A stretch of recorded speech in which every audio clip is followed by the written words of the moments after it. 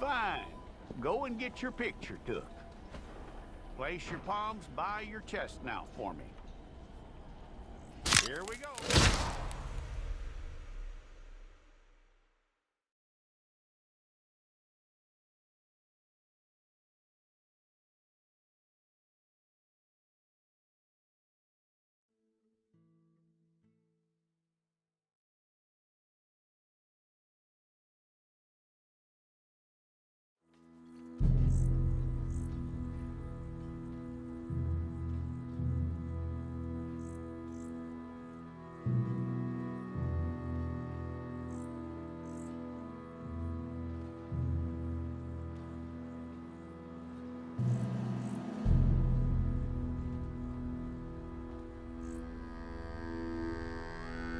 Jackson! Officer Jackson, move those prisoners!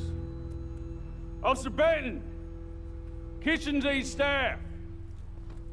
Officer Townsend, those rocks ain't gonna break themselves.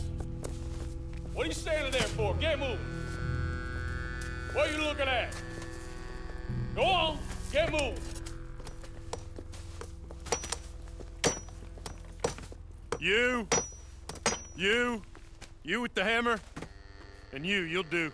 We need to perform a work detail out near Tumbleweed. Come on, get in. Open the gate. Come on, Milliken.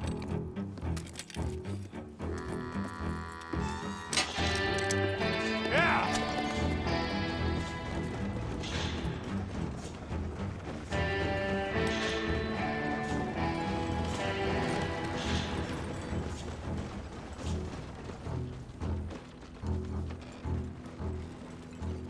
I tell you what, old Jameson is a wretched, sour old bastard, and no mistake. You lot stay calm in there. You aren't saying nothing. Well, you are now. Shut up. You know, my wife has acquired ideas significantly above her station. She's been reading too many goddamn books. Personally, I'm against education. Of women, I mean. And men, I guess. Unnecessary. Doesn't add much to the world. Education.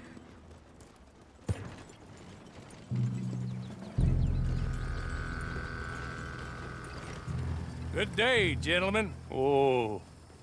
Don't do anything stupid. Nobody gets shot. Act like fools, and the pair of you will be dead within a minute. Now, what are your names?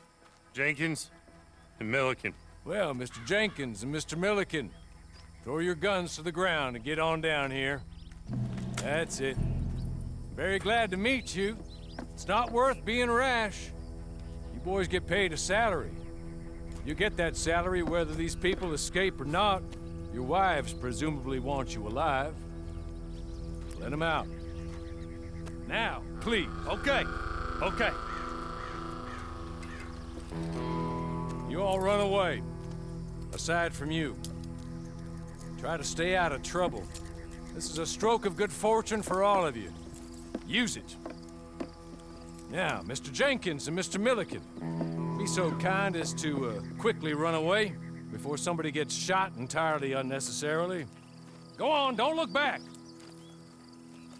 Mr. Wendt, I believe it was $50 we agreed on. It was. Here's 50 each. Each? Yes. Now get out of here, both of you. My employer and I appreciate your professionalism. All we did was stand there and look tough. And you did it fantastically well. Good day, gentlemen. Now, sir, how about you pick up these guns and we move out? My mistress is waiting for us.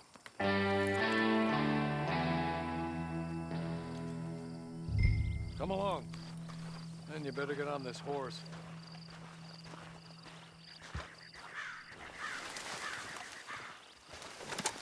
It's not much of an animal, but I haven't got far to ride.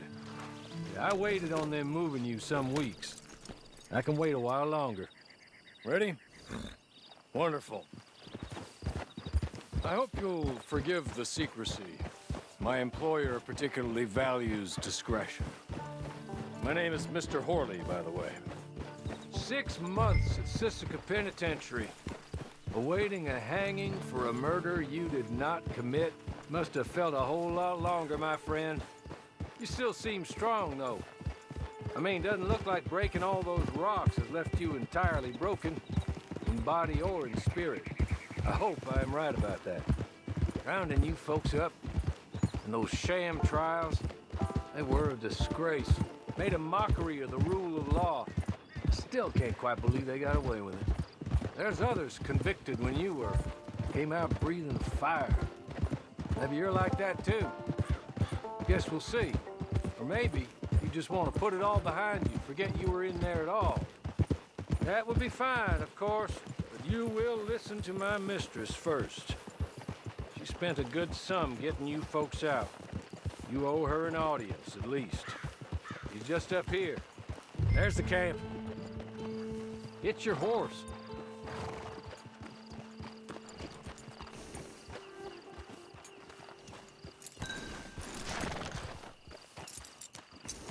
Been a while since you saw a hitching post, huh? This way. She's anxious to meet you.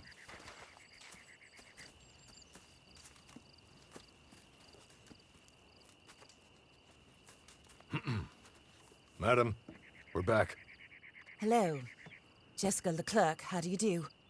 What did you tell him? Nothing, as we discussed. Thank you, Hawley. I do hope we haven't inconvenienced you dreadfully. But seeing as you were due to be hanged in a week, I'm sure you don't object too strongly. I know you're innocent. Well, not perhaps exactly innocent, but not guilty of what you were accused. I know you and those who were with you that died were little more than patsies, and that you were set up by one of 3 men or a woman, possibly by all of them. I can't be sure, but that is all I know so far. And one of these people also made Mrs. Leclerc a widow. And I will avenge my husband's death, so help me God. But I will not avenge it upon them who did not cause it, or caused it unwittingly. Anyway, I'm sure this is all a touch confusing and melodramatic. Where are my manners? Hawley, please show our guests to their tent and give them some fresh clothes to put on. Very good, madam. Then serve us both a little refreshment. Certainly, madam. This way. You'll find a change of clothes in there, alongside a few other items you might need, a lasso, a knife, and a lantern, I believe.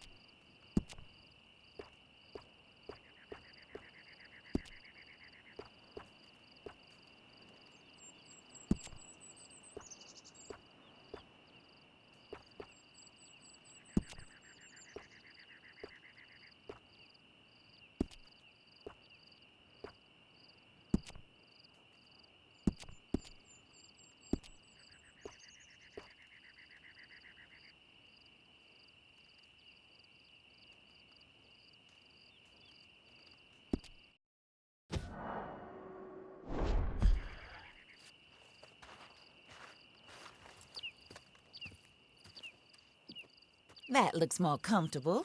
Hawley, Here, madam. you're very good health. I suppose it beats dying, Mrs. Leclerc's husband was murdered by one of his business partners. And I intend to find out which one. Or rather, I intend for you to find out. And kill them. You're the only person I could possibly trust to do whatever it takes. Because you and your accomplices, you're the only other victims of their lies still alive.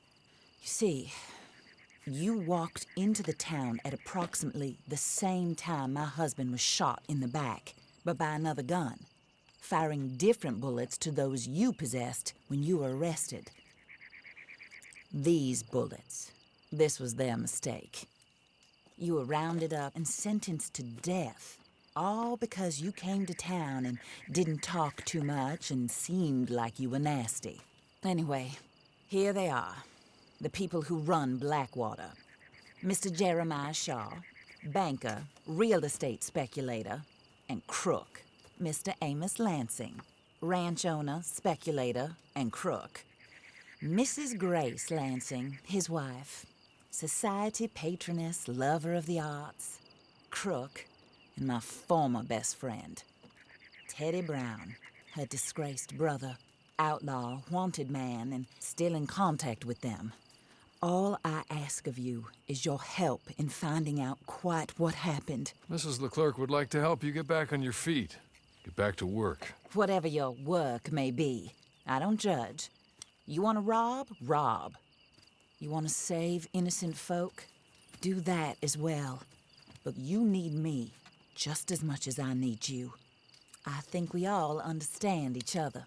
I hope we do. Good. I look forward to rewarding you for killing those who made me a widow. My husband was a true believer in this country and in the West. He was killed for greed. Foul greed when there's quite enough for everybody. I don't care what your scruples are as to killing. I will take the full burden of that sin upon my shoulders. Goodbye, for now. Then Hawley, go introduce him to nice Mr. Cripps. I think you'll like Cripps well enough. He's long past his prime, of course, but he hasn't gone entirely crazy just yet. And he will help you, better than most of his ilk. Cripps! Get up! Hello, partner. Harley. This is your new boss. Oh, pleased to meet you, partner. J.B. Cripps at your service. We'll pay to get your camp established. Mrs. Leclerc is a generous benefactor. And, where are we headed?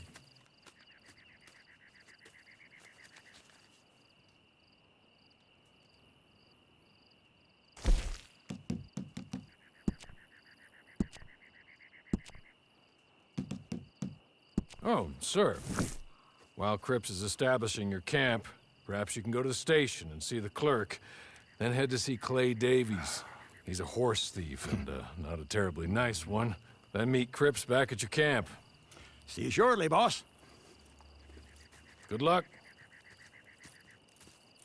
The sooner you do it, the sooner we'll leave you to your own devices.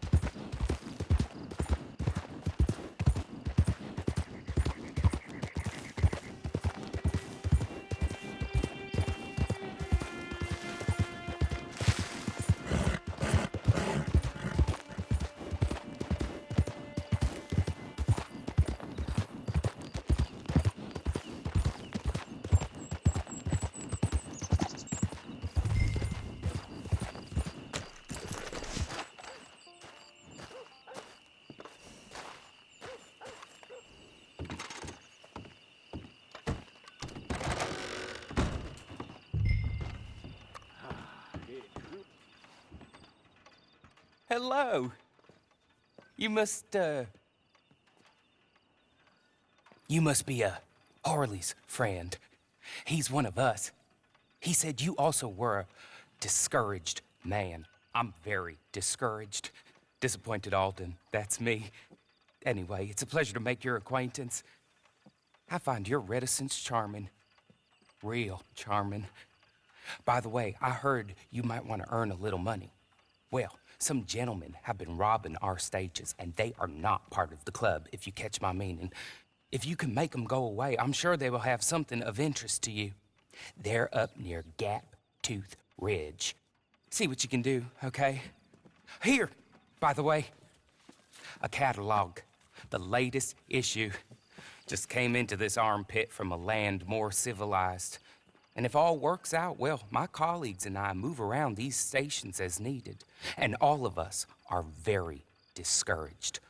We will all help a fellow sufferer with pertinent information. Good afternoon, sir.